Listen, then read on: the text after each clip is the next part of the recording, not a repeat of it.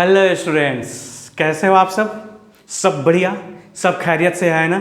तो आइए शुरू करते हैं हम लोग सार्थक अंकों का जोड़, घटाव, गुना और भाग। आप कह रहे होंगे कि हम लोग अब 10वीं पास कर चुके, बढ़िया अंक से पास कर चुके और अब जोड़ और घटाव सीखेंगे। जी हाँ, हम आपको जोड़ और घटाव सिखाने वाले हैं, लेकिन आपकी गुस्सा शांत करने के लिए पहले एक एग्जाम्पल। आप यहाँ लिखा हुआ मान लीजिए कि 6.12 लिखा है 3.235। स्टूडेंट्स इसको आपको जोड़ देना है। बोलेंगे अरे ये क्या, ये तो चुटकी बजा के हल होगा। जरूर हल होगा। आइए, तो 5 हो गया, 5 की 5 और 5 हो गया, 2 और 1 3 हो गया, 6 3 9। आप कहेंगे कि आंसर हो गया। हाँ जनाब, अगर वो सार्थक अंक का जोड़ है तो मैं आपको बता दूं, आपको जान के तकलीफ होगी, गलत है। वह गलत है। क्यों गलत है, क्या गलत है उसमें? हमने तो आज तक यही चीज सीखा हुआ है, तो आज तक न सीखे हैं, अब 10वीं क्लास में नहीं है। बस इतना ही याद रखना है, क्या गलत है, क्यों गलत है, उसके बारे में बाद में बात करेंगे। उसके पहले राउंडिंग अप के बारे में बात करते हैं। तो आपको याद होगा, आप सब तो 8वां क्लास में सीखे होंगे राउंडिंग अप। थोड़ी सी जल्द से 2 मिनट में।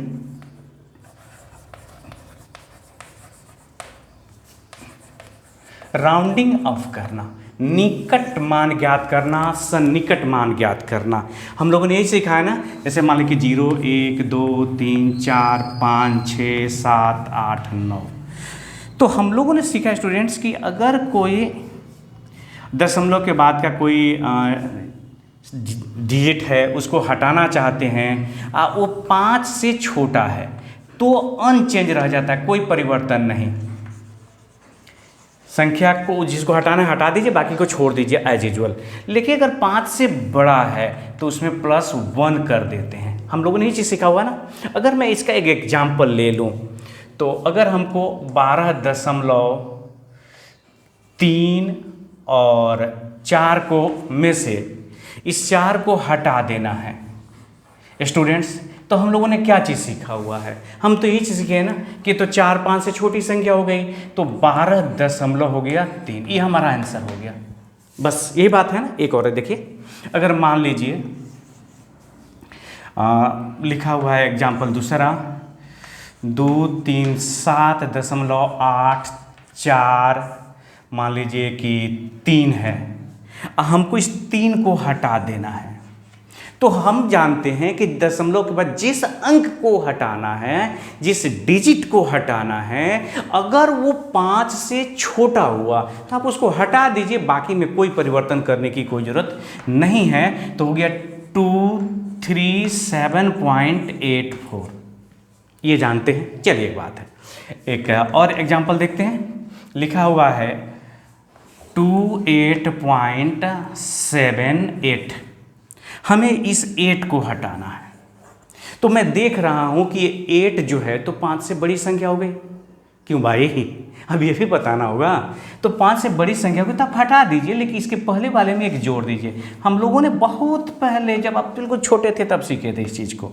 ये हो गया आपका आंसर। एक और एग्जाम्पल, मान लीजिए कि लिखा है 3.46 और हमें इस 6 को हटाना है। कोई बात नहीं, ये 5 से बड़ी संख्या हटा दीजिए, लेकिन इसमें एक क्या करिए, जोड़ दीजिए। जैसे आपने यहाँ पर एक जोड़ दिया था तो हो गया 4 से कितना हो गया 5।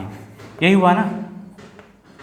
अब आपके मन में चल रहा होगा कि ठीक है, 5 से छोटी होगी तो अनचेंज रह जाएगा, कोई परिवर्तन नहीं होगा, एज यूजुअल जिसको हटाना हटा के छोड़ देंगे। अगर 5 से बड़ी हो गई तो एक जोड़ देंगे, 5 हो गया तो कोई बात नहीं। आप ये भी जानते हैं, याद दिला देते हैं बस एक बार आपको। लिखा है मान लीजिए कि 7.85, ध्यान दीजिएगा, और एक लिखा हुआ है 7.86, और सॉरी यहाँ पर लिखा हुआ है 3.5 लिखा हुआ है। देखिए, रूल है कि जिस डिजिट को हटाना, अगर वो 5 ही हो, 5 से न बड़ा हो न छोटा हो, तो उसके पहले वाला जो अंक है वो देखते हैं, कुछ सम है कि विषम। तो ये तो सम हो गया ना। तो अगर ये सम हुआ तो कह रहा है नियम कि आप इसको छोड़ दीजिए, केवल हटा दीजिए जिसको हटाना है, ऐसे ही आंसर हो गया। लेकिन ये तो विषम हो गया ना। तो अगर विषम हुआ तो आप इसको हटाइए तो इसमें एक जोड़ दीजिए। अब यहाँ पर देखिए 7 पॉइंट, ये 4 हो गया। समझ गए? एक और एग्जाम्पल देखिए। जैसे मान लीजिए लिखा हुआ है 12 ये 2 5, तो आप इस 5 को हटाइए और 2 तो सम संख्या है ना, तो हो जाएगा कितना आंसर 12 केवल 2।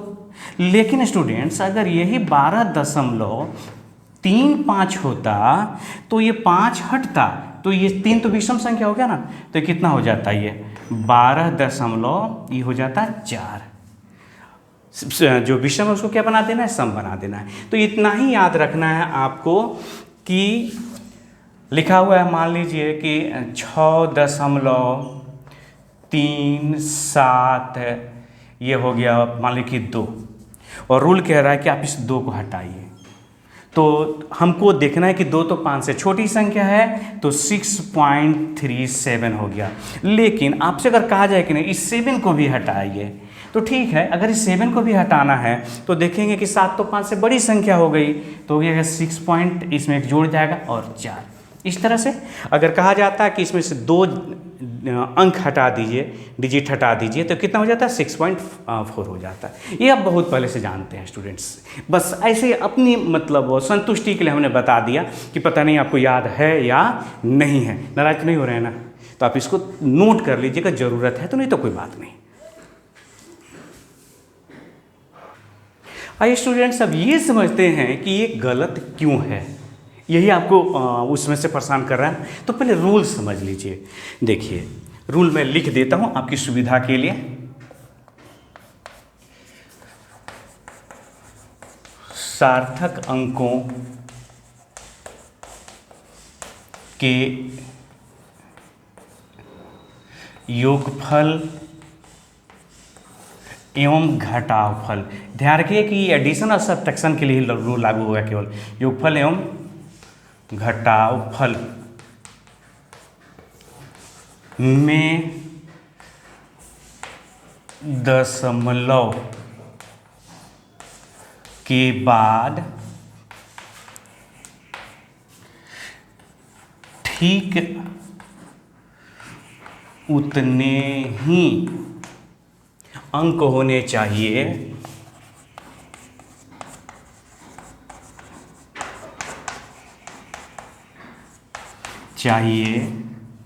जितने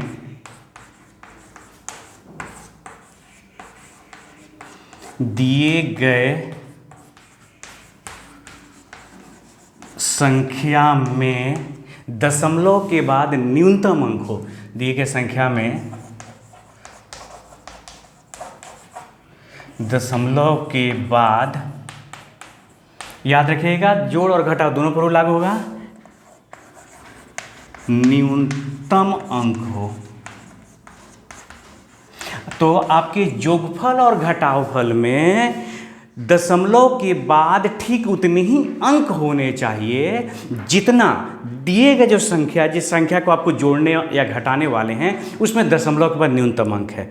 अगर इसी को एक एग्जाम्पल के तौर पे समझें हम लोग, तो स्टूडेंट्स यहाँ पर देखिए और भी दूसरा भी एग्जाम्पल देते हैं।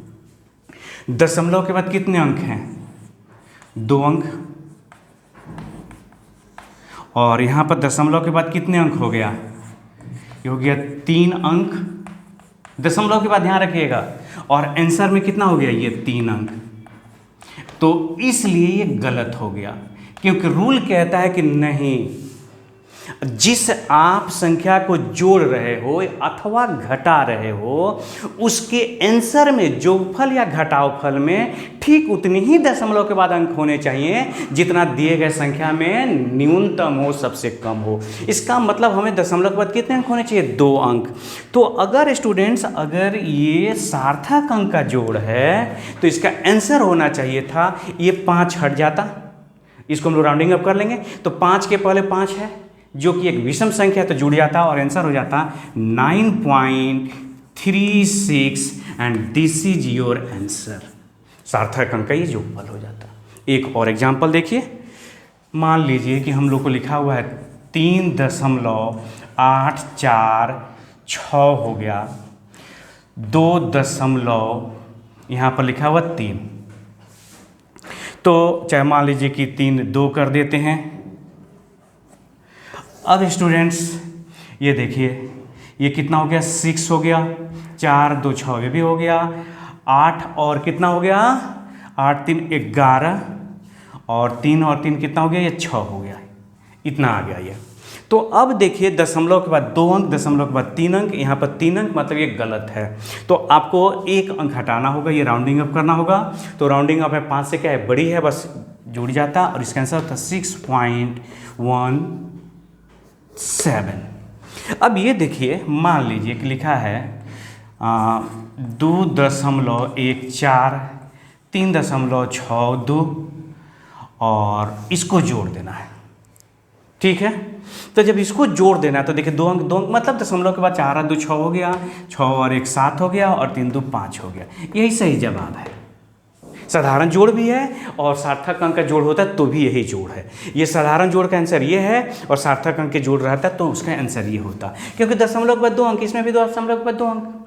अगर मान लीजिए कि 1 अंक हो जाता, उदाहरण के तौर पे देखिए, ये लिखा है मान लीजिए कि 3.42 6 मान लीजिए कि 3 2 5 हो गया और यहाँ पर है 2.0।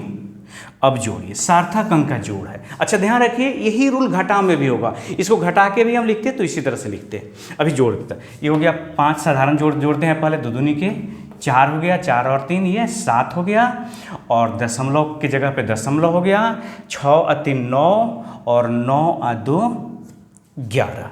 तो अगर ये साधारण जोड़ होता तो ये आंसर होता, लेकिन रूल कहता है कि ये सार्थक अंक का जोड़ है। तो देखिए 2 अंक दशमलव के बाद 3 अंक और 1 डिजिट है ना, शून्य मन 1 तो है डिजिट, तो हमको 1 अंक चाहिए। तो 1 अंक चाहिए तो हम पहले 5 हटाएंगे, 5 के पहले क्या है, सम संख्या है तो ये हट जाता।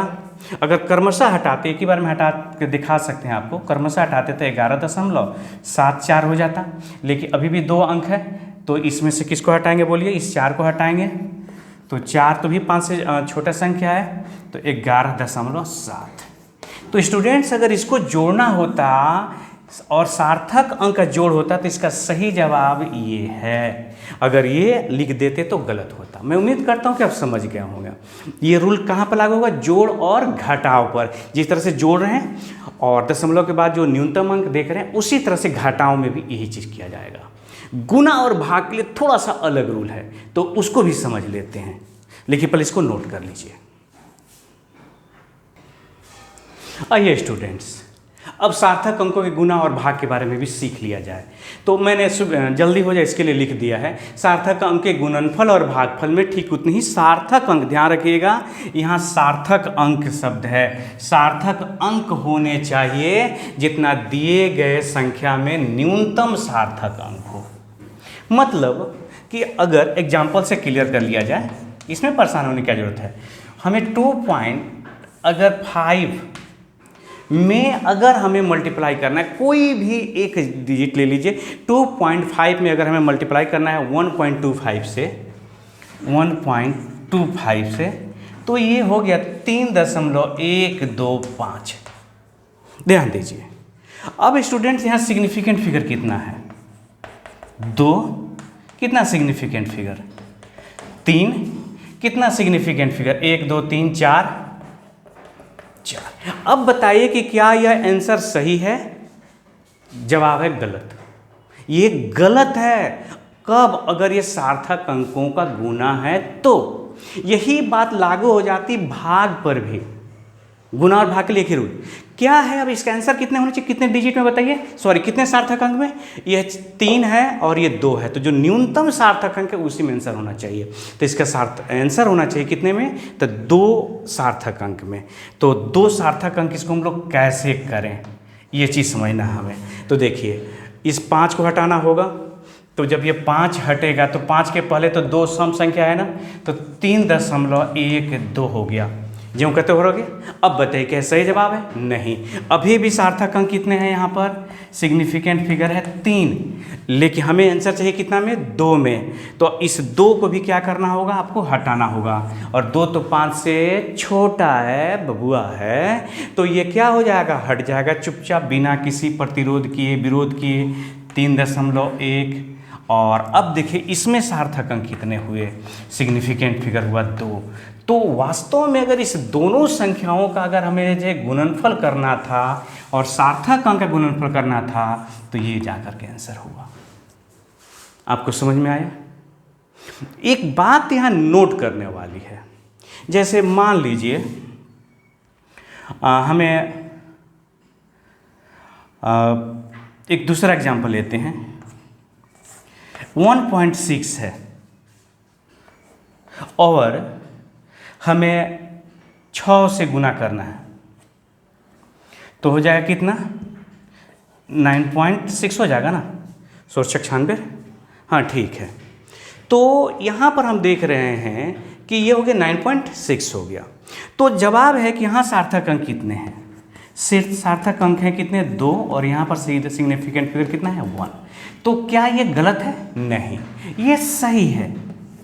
जब कोई बिना दशमलव वाला पूर्ण संख्या हो गुणनफल और भागफल में, तो याद रखिएगा तब उसके सार्थक अंक को नहीं लिया जाएगा। मतलब ये बिल्कुल सही जवाब है। यहाँ पर इसका हम सार्थक अंक अब नहीं लेंगे, केवल जो पॉइंट में दशमलव में है उसी के सार्थक अंक को लेंगे। इसको नोट करिए और फिर एक दो सवाल बनाते हैं, एनसीईआरटी का क्वेश्चन बनाते हैं। हाँ आइए स्टूडेंट्स, एनसीईआरटी का 31 नंबर क्वेश्चन है। निम्नलिखित परिकलनों के उत्तर में सार्थक अंक होने चाहिए। ऑब्जेक्टिव क्वेश्चन है। आप कह रहे होंगे कि इतना कैलकुलेशन और ऑब्जेक्टिव सवाल। अरे भाई, आपसे गुना भाग करने के लिए कहाँ गया? आपको तो ये कहा गया कि इसके जो परिकलन कैलकुलेशन है, इसकी गुना और भाग करने के बाद जो भी रिजल्ट आएगा उसमें कितने सार्थक अंक होने चाहिए, आपको ये बताना है। आपसे ये नहीं कहा जा रहा कि इसको गुना करिए, भाग करिए। तो कितने सार्थक अंक होने चाहिए? तो आप देख सकते हैं, बहुत आसान है। कितने सार्थक अंक है? देखिए 0 के पहले 0 है, तो ये सार्थक नहीं होगा। तो 1 2 3 4, यहाँ पर 4 सार्थक अंक हैं। यहाँ पर देखिए 1 2 3 4 5 गैर शून्य है, 5 सार्थक अंक हैं। 1 2 3 यहाँ पर 3 सार्थक अंक हैं, और 1 2 3 4 4 सार्थक अंक हैं। तो रूल क्या कहता है गुना और भाग का? गुणनफल और भागफल में उतनी ही सार्थक अंक होने चाहिए जितना दिए गए संख्या में न्यूनतम सार्थक अंक हो, और इस तरह से इसका जो आंसर होना चाहिए उसमें 3 सार्थक अंक होना चाहिए।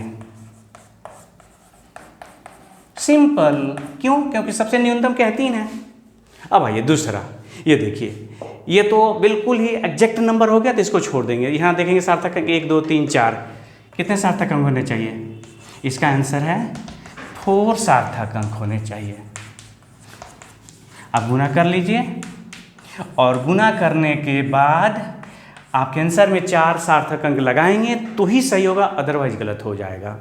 अब जो है आप इसको जोड़ना है। ये देखिए जोड़ है, तो जोड़ में दशमलव के बाद का अंक देखते हैं। तो देखिए दशमलव के बाद में सब में 4 अंक है, देख रहे हैं? तो दशमलव के बाद 4 अंक होना चाहिए। स्टूडेंट्स अगर इसको जोड़ोगे तुम, तो ये 0.88204 ये इतना हो गया योगफल।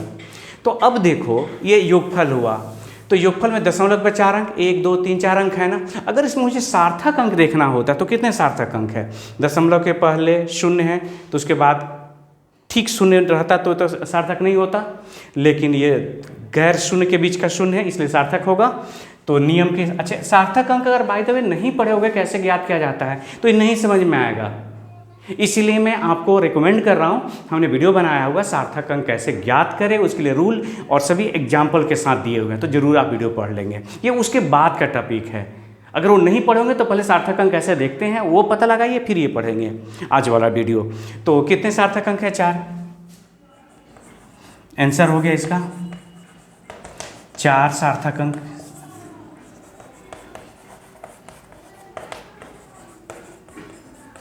बस हो गया। तो इसी के साथ आज का टॉपिक समाप्त होता है। स्टूडेंट्स, अगर आपको बात समझ में आ रही हो या लगे कि कहीं पे बात दिक्कत हो रही है तो एक बार कमेंट करके बताएंगे। अगर आपको सब कुछ समझ में आ रहा है, बढ़िया लग रहा है, तो आप लाइक करें, शेयर करें। जय हिंद, जय भारत। अपना ख्याल भी रखें।